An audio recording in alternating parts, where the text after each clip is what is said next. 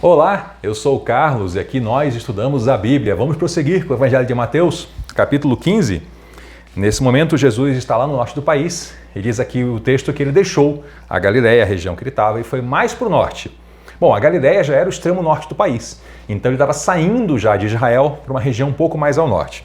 Vamos lembrar que nesse tempo, as fronteiras de países, elas eram como hoje fronteiras de regiões, de províncias, porque no fundo, tudo era de Roma, tudo era Império Romano. Então, ele foi para o norte, para a região de Tiro e Sidom. Tiro e Sidom, duas cidades históricas importantíssimas, com muitas histórias de relacionamento com o povo de Israel, bom e ruim, mas enfim, uma região já muito antiga, muito bem conhecida. E aí, quando ele estava nessa região, veio uma mulher cananeia. O Mateus fala isso, mulher cananeia. Essa expressão é mais do que dizer natural de Canaã. Esse adjetivo cananeu, ele era tratado como uma maneira assim, bastante negativa, né? Era o povo que tinha uma tradição de inimizade com Israel, era um povo que tinha uma tradição de paganismo. Então Mateus está explicando claramente qual era o grupo a que essa mulher pertencia. E essa história era ótima porque ela nos ensina como nós devemos perseverar e como Deus às vezes nos nega ou nos adia uma resposta com o propósito de fortalecer, de purificar a nossa fé, de intensificar a nossa relação com Ele. E é isso que acontece com essa mulher na conversa dela com Jesus Cristo. Essa mulher, ela veio a Jesus suplicando: Senhor, filho de Davi, isso aqui é muito importante, tenha misericórdia de mim, minha filha está possuída por um demônio que a atormenta terrivelmente. Essa mulher, ela já entregou de cara um louvor e uma adoração a Cristo. Ela já falou: eu reconheço quem você é e eu estou dizendo que você é o Salvador do mundo, inclusive o meu Salvador. Porque filho de Davi não é simplesmente descendente de alguém importante. Esse era um título do Messias. Essa mulher demonstrou que ela conhecia as Escrituras, ela conhecia a cultura de Israel e ela sabia que aquele homem ali era muito mais do que um professor, do que um rabino, do que um profeta. Ele era o Salvador do mundo. E aí ela expressa isso dizendo: ajuda, a minha filha está possuída por um demônio. E era o Messias que tinha esse poder de libertar. Então a mulher faz uma entrega completa de uma adoração, de uma explanação, de saber quem era Jesus Cristo. E aí então, o que fez Jesus? Nada. Nada, não disse uma palavra e continuou caminhando. E aí os discípulos vieram falar com ele: Senhor, manda essa mulher embora, ela não para de gritar aqui atrás, está incomodando. E aí Jesus virou para ele e falou assim: olha, eu fui enviado para ajudar as ovelhas perdidas do povo de Israel. E aqui é curioso, para mim isso é claramente um teste, porque Jesus não estava em Israel, ele foi para o norte, ele foi para Tiro e Sidom. E ele é misericordioso, nós conhecemos o caráter de Cristo. E ele falou para ela: olha, eu não vim para conversar contigo, a conversa contigo não é agora. Eu vim para o pessoal de Israel, é isso que eu vim fazer. Eu vim cuidar das ovelhas perdidas.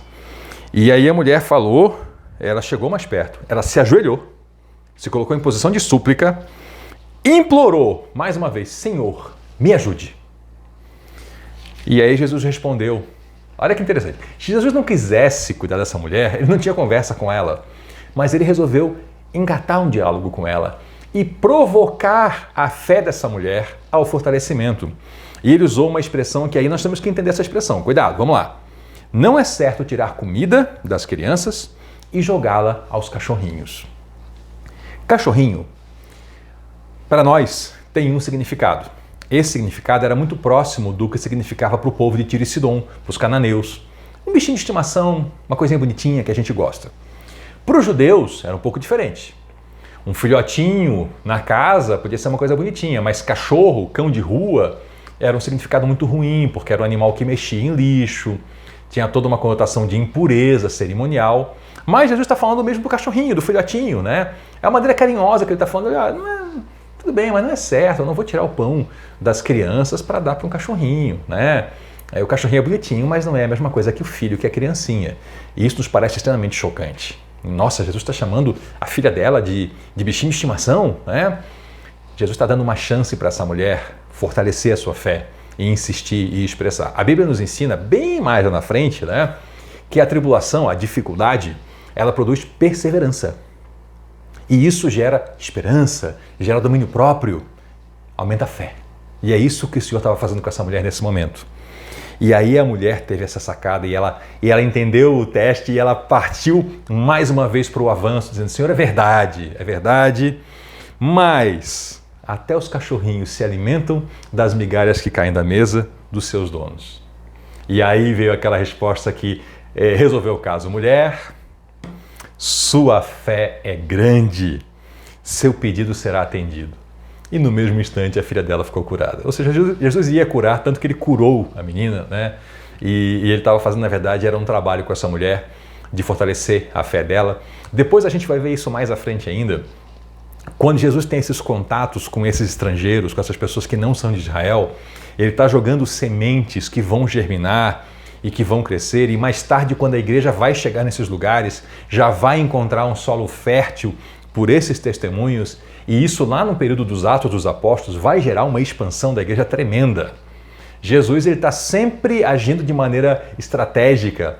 Ele beneficia não só essa pessoa, não foi só essa mulher que foi beneficiada com a sua filha, mas esse ato gerou nessa família uma transformação que vai preparar um terreno para histórias muito interessantes que vêm lá pela frente. Mas isso nós ainda chegaremos mais tarde.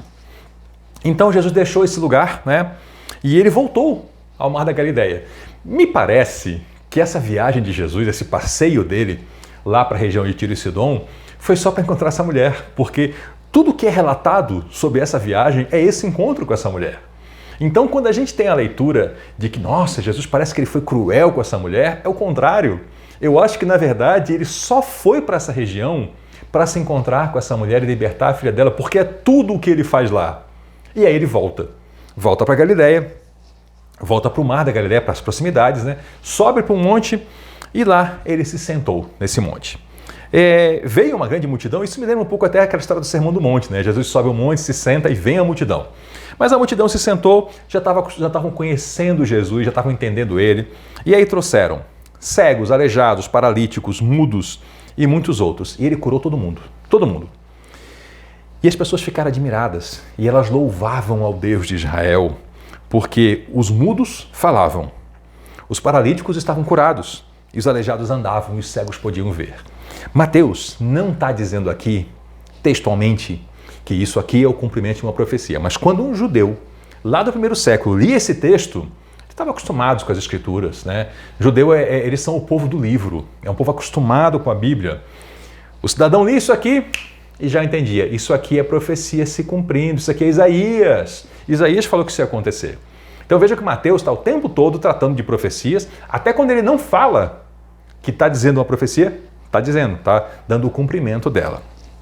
Então, acontece um episódio maravilhoso. Jesus chamou os discípulos, olhou para aquele povo e falou, eu tenho compaixão dessa gente. É muito povo, eles estão 3 dias comigo aqui sem nada para comer.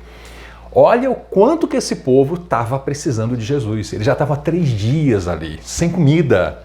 E ninguém ia embora. Ninguém aliviava, queriam ficar com Jesus. E o Senhor estava com pena dessa situação, estava com compaixão deles. E falou, se eu mandar esse povo embora agora, eles já ficaram tanto tempo, já passou do ponto. Já não dá mais para ir embora. Se eles começarem a andar para ir embora, eles vão desmaiar pelo caminho. Tem muita gente aqui, eles não vão dar conta. E isso era, na verdade, mais um teste. Jesus estava novamente testando alguém. E quem? Os discípulos agora. E eles disseram, Senhor, mas onde é que a gente ia conseguir comida para essa multidão? É muita gente, nós estamos no deserto. Esse lugar não tem ninguém aqui, não mora ninguém aqui, ou quase ninguém, né? É a multidão, o que a gente faz? E aí o Senhor perguntou, tudo bem, quantos pães vocês têm? Olha, 7 pães e alguns peixinhos. É curioso porque Jesus já tinha multiplicado 5 pães e 2 peixes. E não houve a conexão ali nos discípulos, né? Poxa, ele está perguntando o que a gente tem, uma multidão com fome, 7 pães e peixinhos, já teve 5 pães. Não conectou, não funcionou. Então o Senhor mandou todo mundo se assentar no chão e eu acho que aí já começou a ter as conexões do que estava acontecendo, o pessoal começou a entender, opa, essa cena a gente já viu. E aí ele agradeceu a Deus e partiu o alimento em pedaços E em seguida, entregou aos discípulos que distribuíram esses alimentos. Na primeira multiplicação dos pães, Jesus abençoou o alimento. Na segunda, ele agradeceu pelo alimento. Aqui tem lição para a gente. Se nós queremos a multiplicação do que Deus nos dá, eu acho que é conveniente imitar a Jesus. Abençoar é dizer palavras boas, é falar bem. Nós podemos pegar aquilo que nós recebemos de Deus, ainda que seja pouco, e falar bem. E dizer que nós estamos felizes por termos aquilo, porque Deus nos está provendo. E nós podemos agradecer a Deus por esse pouco. E aí nós podemos então esperar uma multiplicação em nossas vidas, porque foi isso que o Senhor fez. E aí os discípulos distribuíram o alimento para a multidão. Todos comeram à vontade. Todo mundo comeu até se fartar, não foi um pouquinho, todo mundo comeu o que quis. E os discípulos recolheram ainda 7 cestos grandes com as sobras. Lembra que na primeira multiplicação eles recolheram 12 cestinhos, uma espécie de marmita que dava um para cada um dos discípulos, dos apóstolos? Aqui não, aqui eram 7 cestos. Mais ou menos o que a gente chama hoje de balaio, cesto grande, muita comida. Ou seja, sempre Jesus ensina aqui um propósito. Não pode haver desperdício. Não pode haver desperdício. Sobrou, a gente recolhe e o que é recolhido é aproveitado. Os que comeram foram 4.000 homens, fora mulheres e crianças. Uma multidão enorme. E então, Jesus os mandou para casa, já depois de 3 dias, muita conversa, muita comunhão, muita cura, muito ensino, muita libertação. Barriga cheia, tudo bem, esse momento também acaba. Povo para casa. Então Jesus entrou no barco e atravessou para a região de Magadã. Esse nome Magadã, ele é a forma em português, né, desse nome. É o mesmo nome Magdala. É de onde vem a pessoa na Bíblia conhecida como Maria Madalena ou Magdalena. Essa mulher, nós vamos tratar um pouco sobre ela e vamos desfazer alguns erros da tradição que não tem suporte nas Escrituras. Mas, por hora, ficamos aqui que Jesus atravessou e foi para a região de Magadã, um outro lado, uma outra região lá em torno do lago de Genezaré. Muito obrigado por nos acompanhar até aqui. Aproveite para conhecer, nós temos outros vídeos aqui no canal. Temos bastante material já sobre estudo bíblico. Se inscreva também para receber o nosso material novo, ative o sininho das notificações, deixe o seu joinha, assim a plataforma vai entender que o material é relevante e vai recomendar para outras pessoas. Compartilhe e, em especial, comente a sua experiência com as Escrituras. E sempre lembre, tenha a sua experiência diária, não deixe para o outro dia. Prove uma porçãozinha das Escrituras, medite e aplique na sua vida. Muito obrigado por nos acompanhar, volte outras vezes, teremos muito mais material ainda. Eu sou o Carlos e aqui nós estudamos a Bíblia. Até a próxima!